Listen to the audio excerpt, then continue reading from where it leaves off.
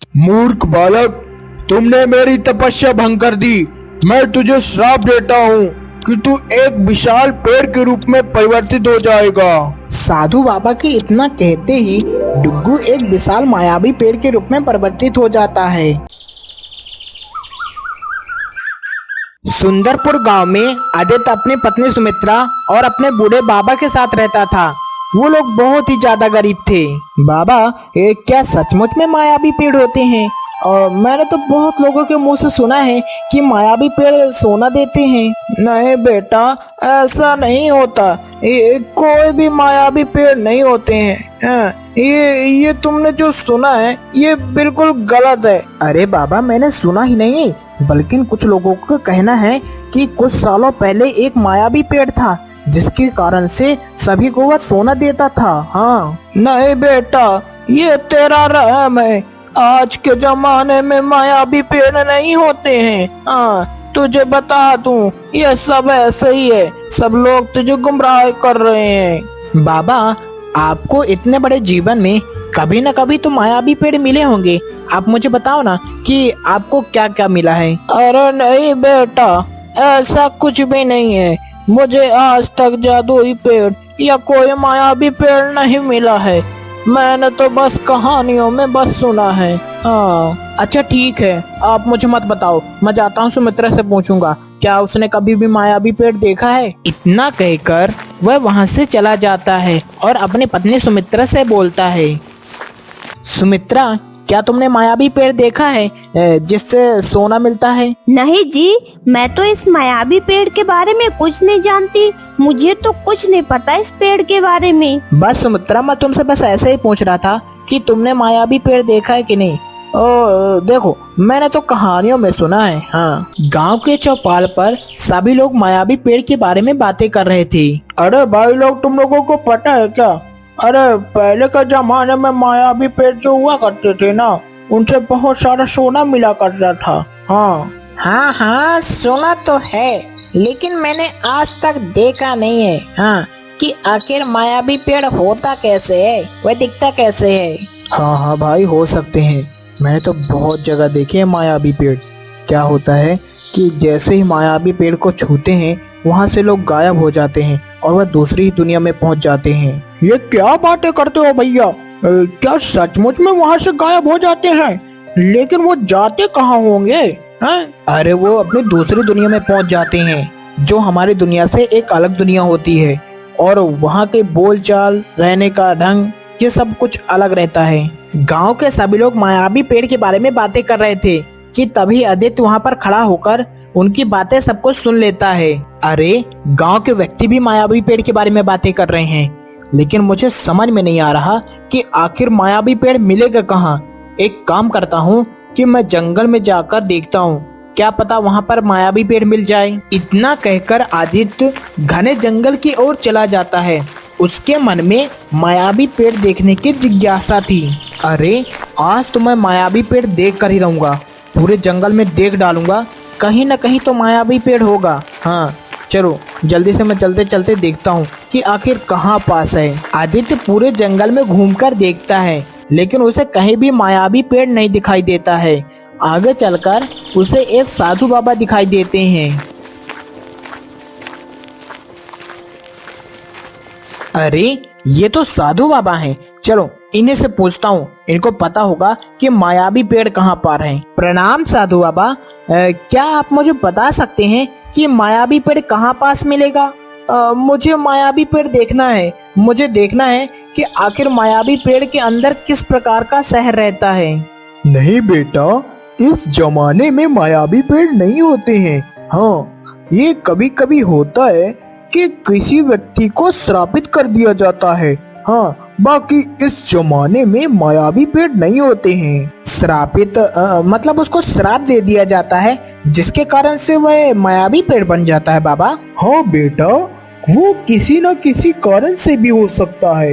वो श्रापित भी हो सकता है और उसका किसी भी जन्म में पाप हुआ हो तब भी हो सकता है। इस प्रकार की बातें सुनकर आदित्य पूरी तरह से चौंक जाता है और वह चुपचाप अपने घर की ओर चला जाता है। अबे यार, मेरा नाम है डुग्गू। और सबकी कर देता हूँ पुग्गू। अबे यार बहुत दिनों से हो गया मैंने लड़की नहीं छेड़ी, काश एक भी लड़की दिख जाए तो मजा ही आ जाए। हाँ, डुग्गू इस प्रकार से बोल ही रहा था कि उसके सामने से एक लड़की आ जाती है। डुग्गू उसका रास्ता रोक लेता है, जिस कारण से वह लड़की बहुत ही ज्यादा गुस्सा में बोलती है। डुग्गू तू मेरे रास्ते से हट जा, मैंने तुझे बहुत बार मना किया ना कि तू मुझे मत छेड़ा कर, तू वही काम करता है ना, तू नहीं छोड़ेगा ये काम। अरे लक्ष्मी तू कैसी बातें करती है, मैं तुझसे बहुत ज्यादा प्रेम करता हूँ और तू ऐसी बातें करती है, मैं तेरे सिवा किसी को भी नहीं देखता। हाँ सच्ची बता रहा हूँ। डुग्गू तू मेरे रास्ते से हट जा, मैंने बोल दिया ना कि मेरे रास्ते से हट जा, मतलब हट जा। अगर नहीं हटेगा तो मैं सरपंच से तेरी शिकायत कर दूंगी, इतना जान लेना तू। अरे लक्ष्मी तू कैसी बातें करती है, मैंने तेरे को छुआ तक नहीं और तू ऐसी बातें करती है। सरपंच क्यों बताएगी, भला बता, मैंने तेरे को छुआ क्या? डुग्गू पूरी तरह से डर जाता है और लक्ष्मी चुपचाप वहाँ से चली जाती है।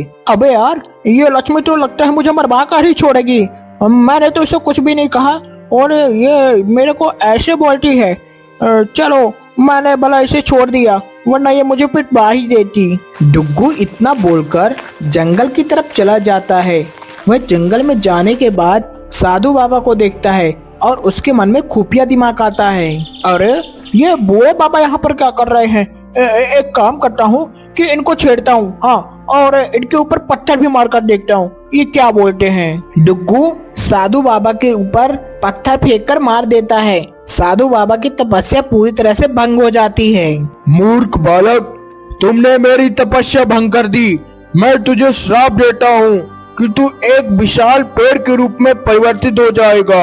साधु बाबा के इतना कहते ही डुग्गू एक विशाल मायावी पेड़ के रूप में परिवर्तित हो जाता है। अरे साधु बाबा ये आपने क्या कर दिया, मुझे मायावी पेड़ बना दिया। मुझे ऐसा कुछ भी नहीं करना चाहिए था, मुझसे बहुत बड़ी गलती हो गई। आप अपना श्राप वापस ले लीजिए साधु बाबा, अपना श्राप वापस ले लीजिए। मूर्ख व्यक्ति, तुमने हमारी तपस्या भंग की है और इस तपस्या भंग करने का ये श्राप है और तुम इसी मायावी पेड़ में परिवर्तित रहोगे। इतना कहकर साधु बाबा वहाँ से चले जाते हैं। एक दिन गांव का युवक लकड़ी काटने जंगल में आया था। वह जंगल में लकड़ी काटते काटते वह बहुत ही ज्यादा थक जाता है। अरे ये जंगल में लकड़ी काटते काटते तो मैं बहुत ही ज्यादा थक गया हूँ, लेकिन हाँ अगर खाली हाथ गया तो फिर बहुत ही बड़ी गड़बड़ हो जाएगी। एक काम करता हूँ कि उस पेड़ के नीचे थोड़ा सा बैठ लेता हूँ, हाँ थोड़ा सा ठंडक मिलेगी। इतना कहकर वह व्यक्ति पेड़ के नीचे बैठ जाता है। तभी अचानक वही पेड़ के अंदर से आवाज आने लगती है। अरे भैया मुझे इस पेड़ से बाहर निकालो, मुझे बहुत ही ज्यादा घबराहट हो रही है। गलती से साधु बाबा ने मुझे पैक कर दिया है, मुझे बाहर निकालो। ये कैसी आवाजें आ रही हैं? यहाँ तो कोई व्यक्ति भी नहीं खड़ा है और ये आदमी जैसे आवाज कहाँ से आ रही है भाई? अरे भैया ये जो तुम्हारे पीछे इतना बड़ा पेड़ है ना, इसी से आवाज आ रही है, तुम खड़े होकर देखो तो सही, हाँ देखो जल्दी से। वह व्यक्ति जैसे ही खड़ा होकर देखता है तो वह आवाज उसी पेड़ से आ रही थी। वह व्यक्ति उस पेड़ को छूता है और अचानक वहाँ से गायब होकर दूसरी दुनिया में पहुँच जाता है। अरे ई का भाई, अरे हम तो उस पेड़ को छुए थे, ये कौन सी दुनिया में आ गए, हमें तो कुछ समझ में भी नहीं आ रहा। कुछ दिन ऐसे ही बीत जाते हैं। एक दिन आदित्य के बाबा आदित्य को उस मायावी पेड़ के बारे में बता रहे थे। बेटा आदित्य, तुम जंगल में उस मायावी पेड़ के पास मत जाना, जो साधु बाबा ने एक व्यक्ति को श्राप दिया था। वहाँ पर जो भी व्यक्ति जाता है वो दूसरी दुनिया में पहुँच जाता है। बाबा क्या हम उस व्यक्ति को श्राप से मुक्त नहीं करा सकते? बेचारा उसका परिवार ढूंढता होगा उसे। अरे बेटा ये तू कैसी बातें करता है, अगर तू वहाँ उसे छुड़ाने जाएगा तो तू भी उस दूसरी दुनिया में चला जाएगा, फिर बता मेरी देखभाल कौन करेगा? बाबा क्या हम उस व्यक्ति को श्राप से मुक्त नहीं करा सकते?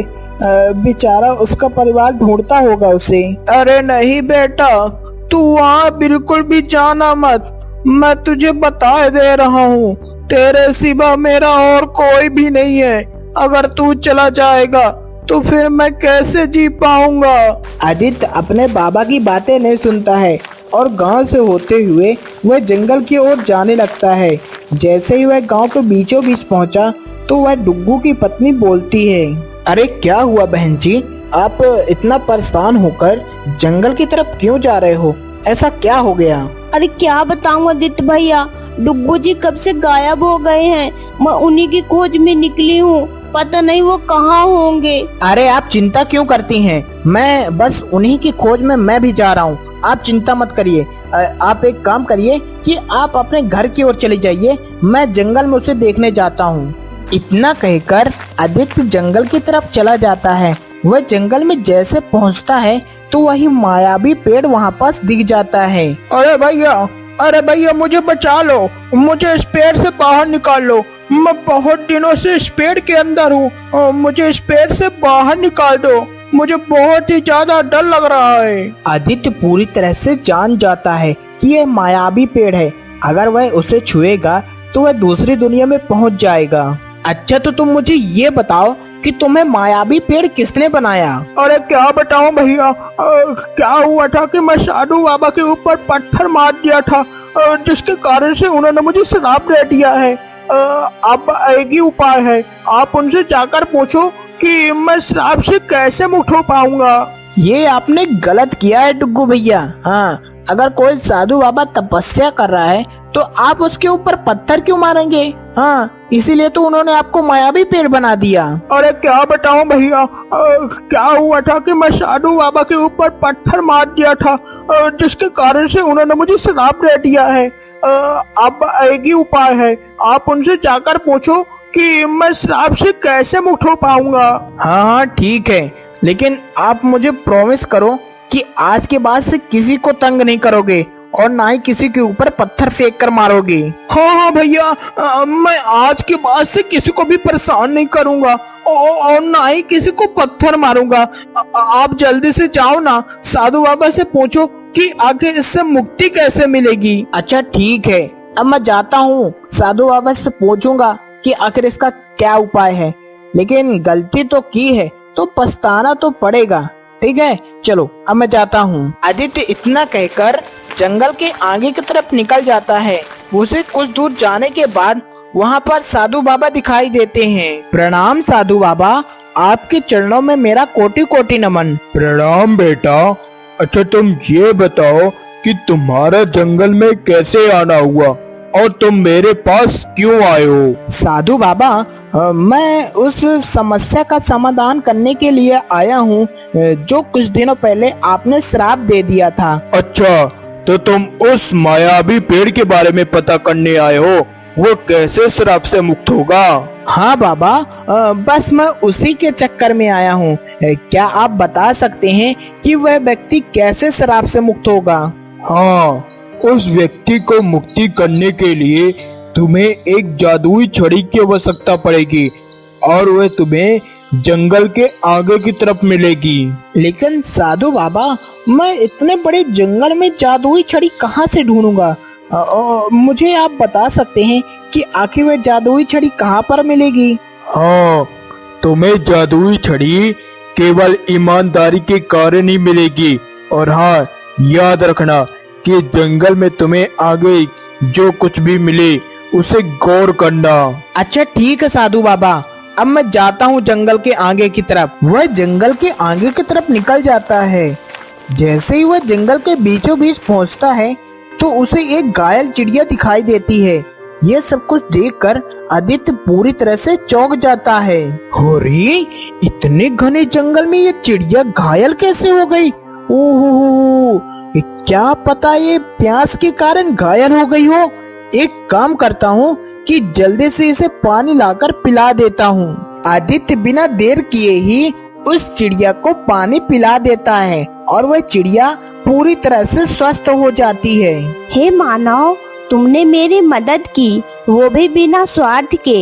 इतने घने जंगल में तुम जा कहाँ रहे थे? चिड़िया रानी, मैं तो बस जंगल में इसलिए आया था ताकि मैं अपने दोस्त डुग्गू को छुड़ा सकूं।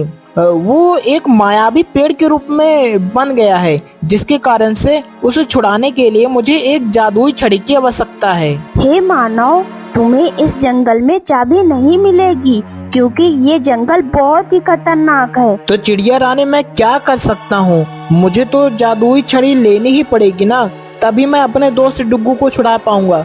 क्या आप मेरी मदद कर सकती हैं? हाँ हाँ, मैं तुम्हारी मदद कर सकती हूँ क्योंकि तुमने मेरी इतनी मदद की है ना, तो मैं तुम्हारी मदद क्यों नहीं करूँगी। हाँ तो चिड़िया रानी, आप मुझे बस एक जादुई छड़ी दे दीजिए, जिसके कारण से मेरा दोस्त डुग्गू वापस अपने रूप में आ जाए। तुम अभी रुको, मैं अभी अपनी जादुई शक्ति से जादुई छड़ी देती हूँ जो तुम डुग्गू को वापस ला पाओगे। चिड़िया जैसे ही मंत्र को पढ़ती है, उसके सामने एक जादुई छड़ी आ जाती है।